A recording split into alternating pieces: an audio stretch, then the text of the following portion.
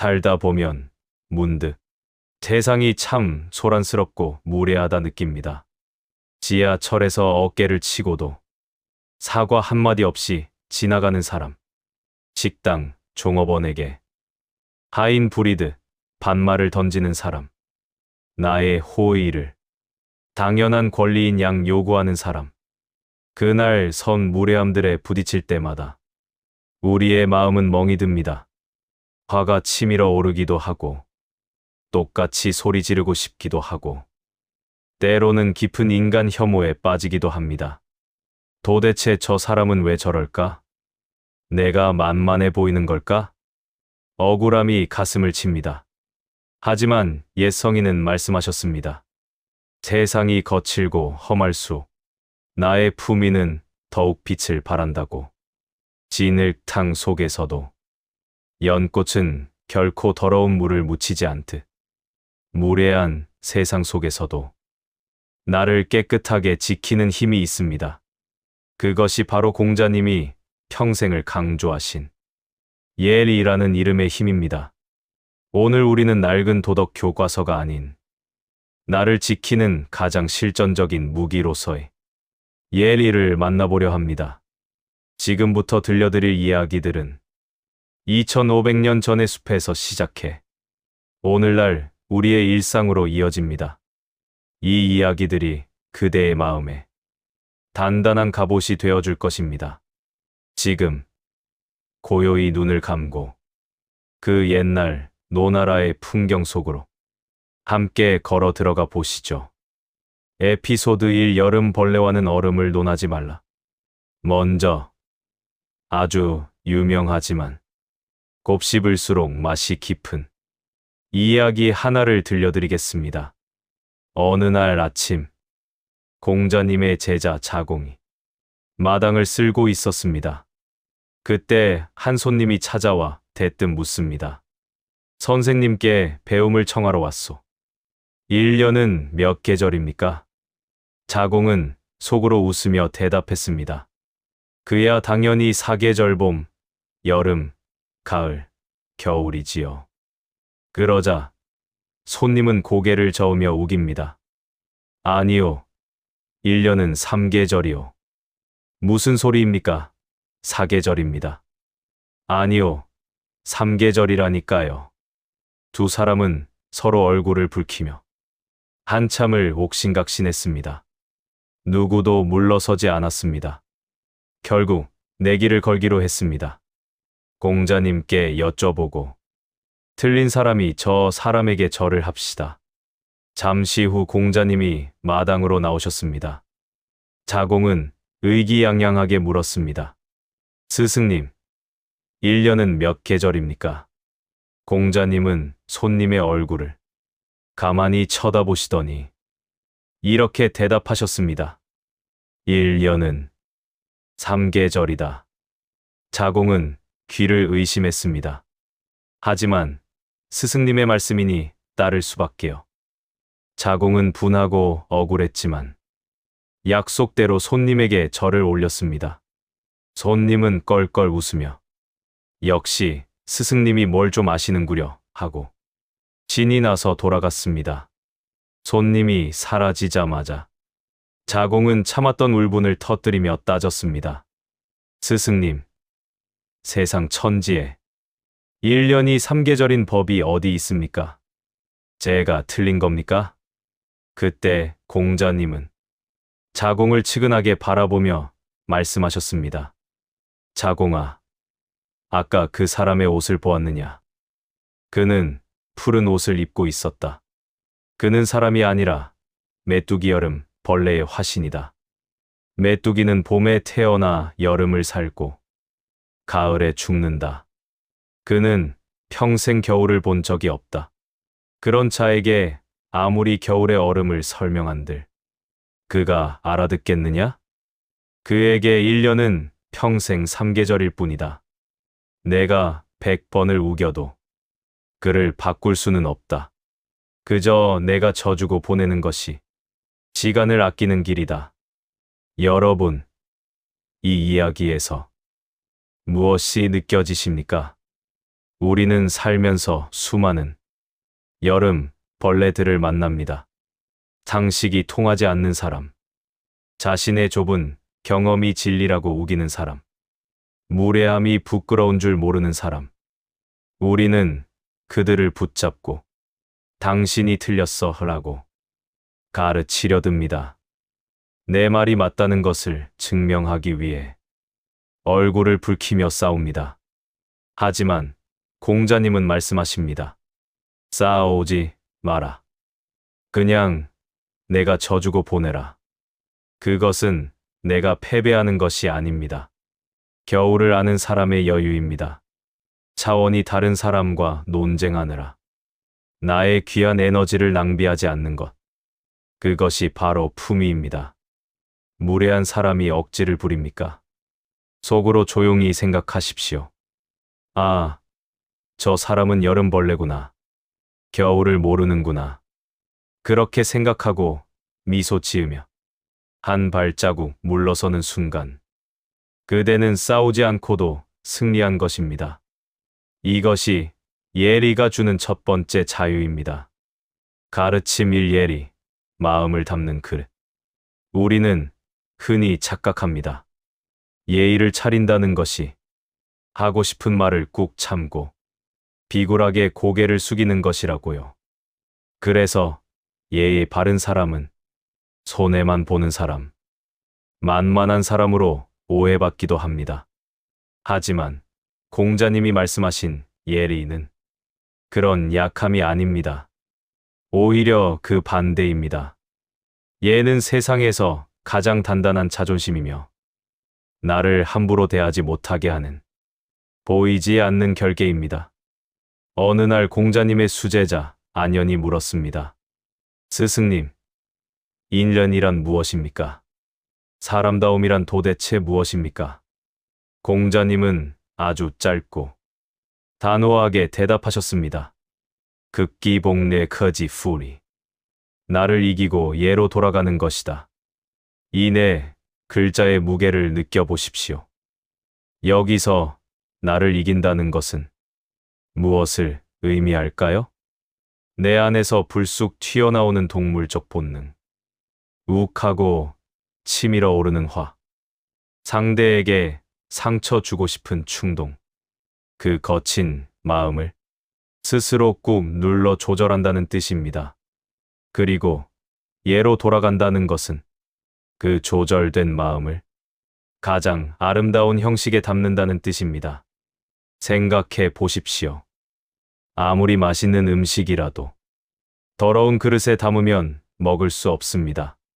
쓰레기통에 담긴 밥을 귀하게 여기는 사람은 없습니다. 마음도 똑같습니다.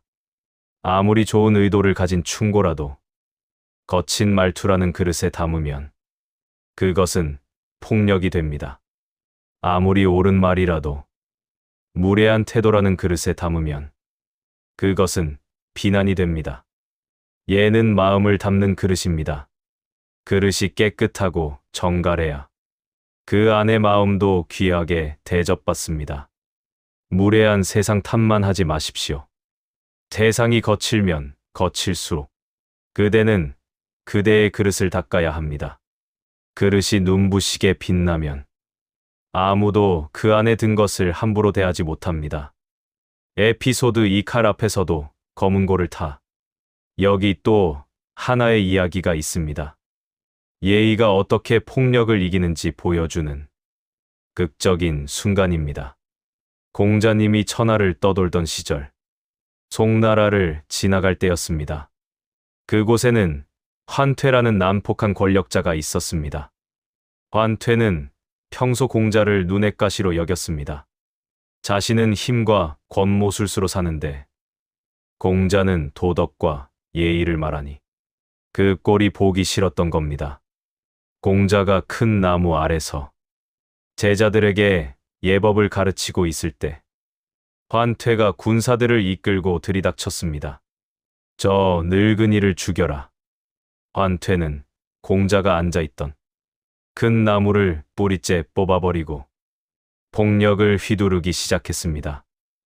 제자들은 공포에 질려 아우성쳤습니다. 스승님, 빨리 도망치셔야 합니다. 저자가 스승님을 죽이려 합니다. 온비백산한 상황. 칼날이 번뜩이고 고함이 오가는 현장. 보통 사람이라면 살려달라고 빌거나 겁에 질려 도망쳤을 겁니다. 하지만 공자님은 어떻게 하셨을까요? 그는 아주 천천히 옷매무새를 다듬었습니다. 으트러진 각근을 고쳐매고 자리에 정좌하고 앉았습니다. 그리고 품에서 검은고를 꺼내 아주 평온하게 연주하며 노래를 불렀습니다. 그의 손끝은 조금도 떨리지 않았고 그의 노랫소리는 태산처럼 흔들림이 없었습니다. 그 압도적인 평온함. 칼을 든 환퇴는 오히려 당황했습니다. 겁을 먹고 벌벌 떨 줄 알았는데 마치 투명한 보호막에 둘러싸인 듯 범접할 수 없는 기운이 느껴졌기 때문입니다. 결국 환퇴는 공자를 해치지 못하고 슬금슬금 뒷걸음질 쳐 물러갔습니다. 폭력이 품위 앞에서 스스로 무릎을 꿇은 것입니다. 여러분, 이것이 바로 예의 힘입니다. 무례한 사람이 소리를 지를 때 같이 소리를 지르는 것은 하수입니다. 그것은 똑같은 짐승이 되는 길입니다. 하지만 그 소란 속에서도 내 마음의 검은고를 타는 것, 나의 리듬을 잃지 않는 것, 그 고요함이 결국 난폭함을 제압합니다. 가장 무서운 사람은 목소리 큰 사람이 아닙니다. 어떤 상황에서도 미소를 잃지 않고 자신의 페이스를 유지하는 사람입니다. 그 품위가 그대를 가장 안전하게 지켜줍니다. 샵샵 가르침, 이 나의 경계를 지키는. 앞선 이야기에서 우리는 보았습니다. 여름, 벌레와 싸우지 않는 지혜, 그리고 칼 앞에서도 흔들리지 않는 품위. 하지만 현실로 돌아오면 여전히 어렵습니다. 매일 마주치는 직장 상사, 말이 통하지 않는 가족, 지도 때도 없이 선을 넘는 지인들. 이 구체적인 지옥 속에서 우리는 어떻게 예를 실천해야 할까요? 공자님의 가르침을 현대의 언어로 바꿔 실전 기술을 익혀봅시다. 첫 번째 기술 화이부동허보통의 거절법. 세상에는 참 곤란한 부탁을 당연하다는 듯이 하는 사람들이 있습니다. 사적인 질문을 아무렇지 않게 던지기도 합니다. 연봉이 얼마나 돼요? 그 나이 먹도록 결혼은 왜 안 해요? 돈 좀 빌려줄 수 있어? 이때 예가 없는 사람은 화부터 내거나 반대로 거절을 못해 억지로 들어주다가 병이 납니다. 하지만 품위 있는 사람은 다릅니다. 공자님은 말씀하셨습니다. 화이부동허보통. 어울리되 같아지지는 않는다. 부드럽게 세상과 어울리지만 나의 원칙은 단단히 지키는 태도입니다. 무례한 요구를 받았을 때 가장 우아하게 거절하는 법을 배우십시오. 상대의 눈을 피하지 마십시오. 눈을 피하면 약해 보입니다. 온화한 눈빛으로 상대를 바라보며 부드럽지만 단호한 목소리로 말하십시오. 그 말씀은 제가 대답하기 곤란합니다. 제 생각은 조금 다릅니다. 그 부탁은 들어드리기 어렵겠습니다. 화를 낼 필요도 없습니다. 비굴하게 핑계를 댈 필요도 없습니다. 미안하지만 어쩔 수 없이 같은 사족을 붙이지 마십시오. 그저 정중하게 나의 경계선을 보여주면 됩니다. 담장이 튼튼해야 이웃과 사이좋게 지낼 수 있는 법입니다.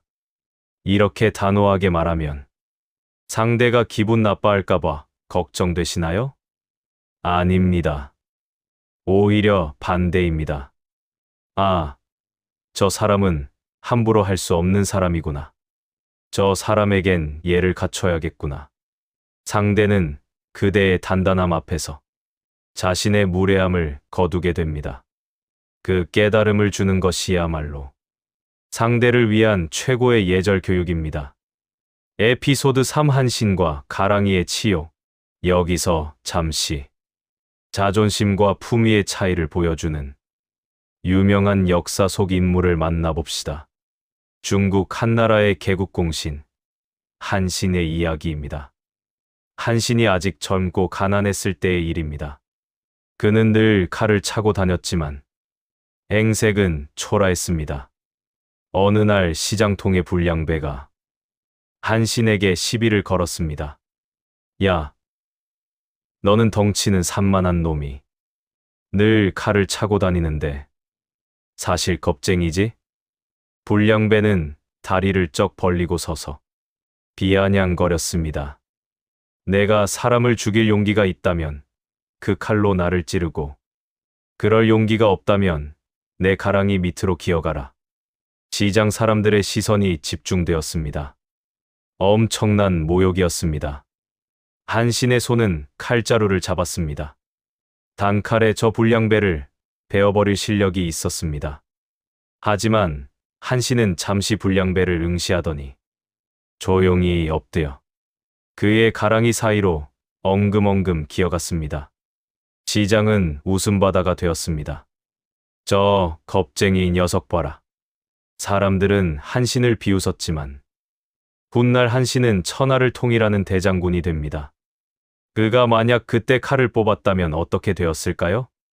살인자가 되어 쫓기는 신세가 되었을 것이고 그의 큰 꿈은 시작도 못 해보고 끝났을 것입니다.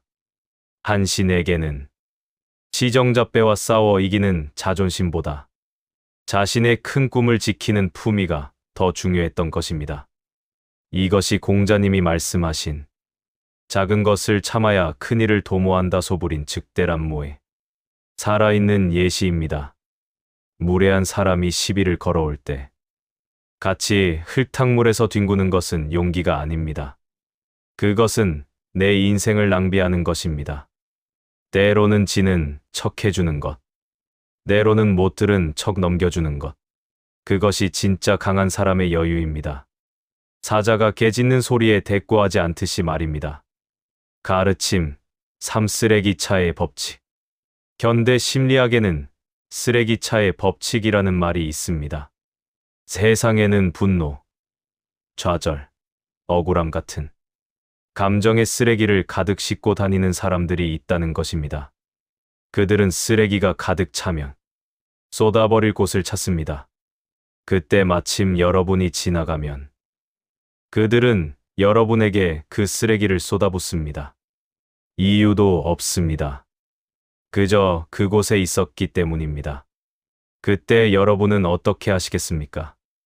그 쓰레기를 받아들고 이게 뭐냐며 따지고 분석하고 집에 가져가서 냄새를 맡으며 괴로워하시겠습니까?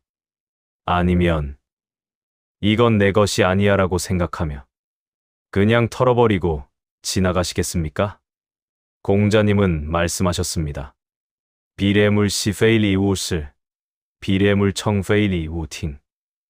얘가 아니면 보지도 말고 듣지도 말라. 무례한 말과 행동은 상대가 나에게 던진 쓰레기입니다. 그것을 받아서 내 마음에 담아두지 마십시오. 반사라고 외치던 어린아이의 마음처럼 그냥 튕겨내십시오. 그들이 쏟아낸 오물은 그들의 입과 그들의 인격에 묻어 있을 뿐 그대의 고귀한 영혼에는 닿을 수 없습니다. 오늘부터 연습해 보십시오. 누군가 무례하게 굴면 마음속으로 이렇게 중얼거리는 겁니다. 아, 쓰레기차가 지나가는구나. 저 사람은 지금 쓰레기가 너무 많이 찼구나. 그리고는 미소 지으며 손을 흔들어 주십시오. 그 쓰레기를 받지 않겠다는 가장 우아한 거절의 표시로 말입니다. 샵샵 가르침 사공자가 전하는 10가지 예의 처방전. 이제 잠시 눈을 감고 2500년 전의 숲으로 가봅시다.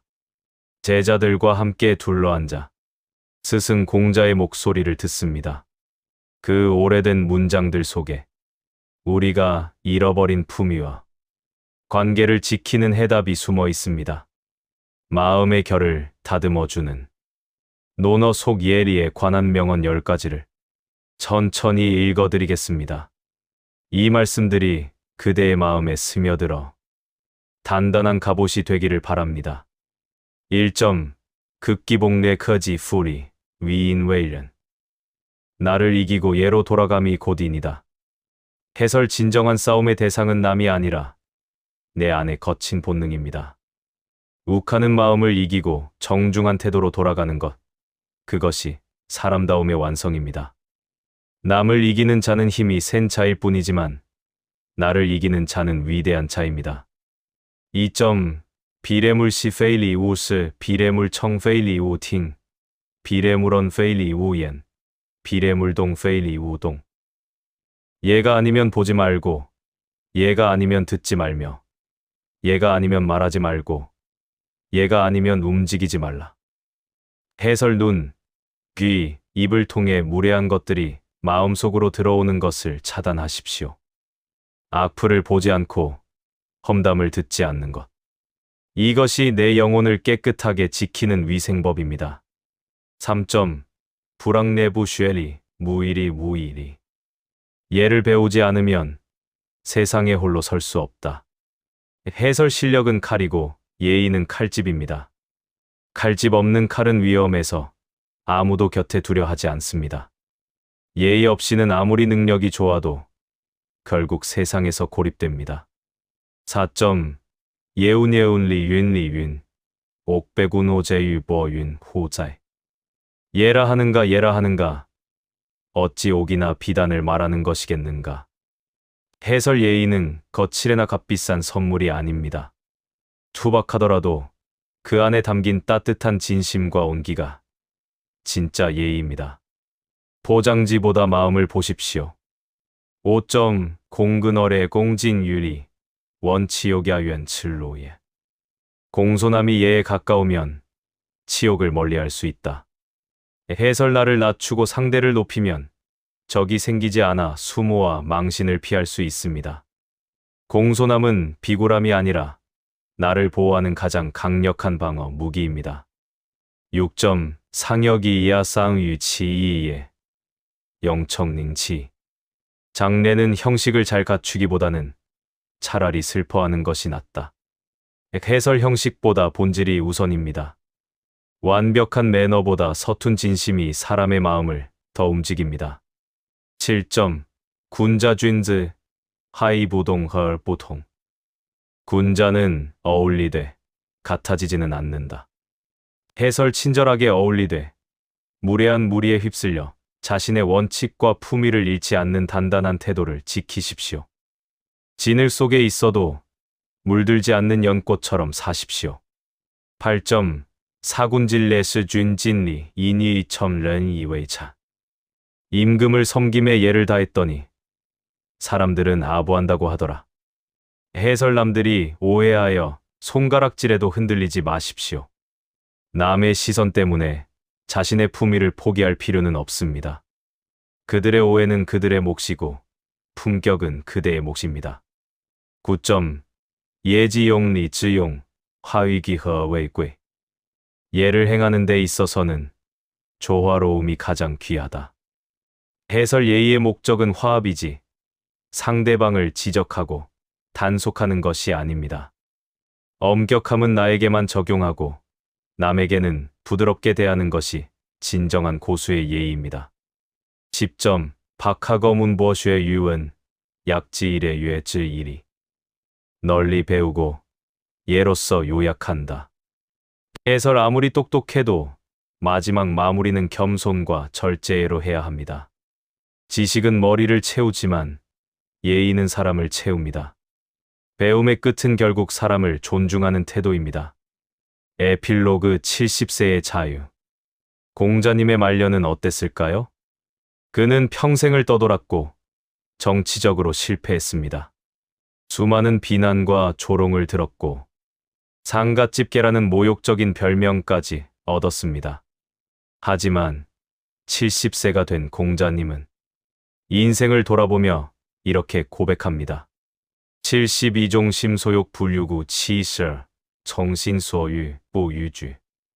나이 70이 되니 마음 가는 대로 행동해도 법도에 어긋나지 않게 되었다. 이 경지는 무엇일까요? 억지로 참는 단계가 아닙니다.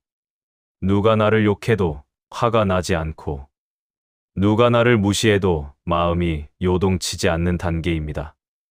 예의가 몸에 완전히 배어 숨 쉬듯이 자연스러운 품위가 나오는 상태입니다. 우리도 언젠가 이 경지에 이를 수 있을까요? 지금은 무례한 사람 때문에 화가 나고 참느라 가슴을 치기도 합니다. 하지만 오늘 우리가 나눈 이 이야기들, 여름 벌레와 싸우지 않는 지혜, 쓰레기를 받지 않는 용기, 그리고 나를 지키는 예의의 마음들이 차곡차곡 쌓이다 보면 언젠가 우리도 공자님처럼 말하게 될 것입니다. 세상 그 무엇도 나를 화나게 할 수 없다. 나는 그저 나로서 존재하며 평온하다.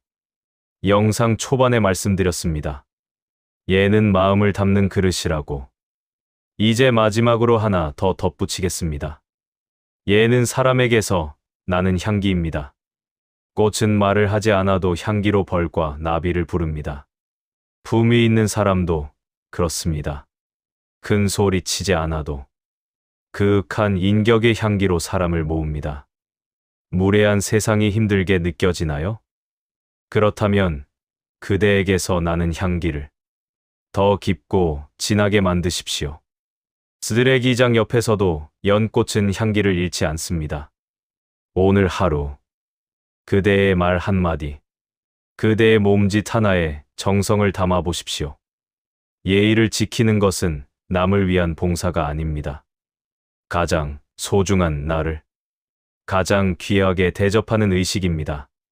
그대가 스스로를 귀하게 대할 때 세상도 그대를 함부로 하지 못합니다.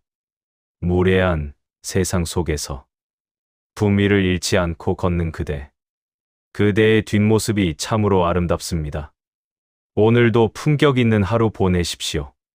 그대의 예의 바른 하루가 곧 그대의 복부이 될 것입니다. 감사합니다. 오늘도 평안한 하루 보내세요. 구독과 좋아요는 저에게 큰 힘이 됩니다.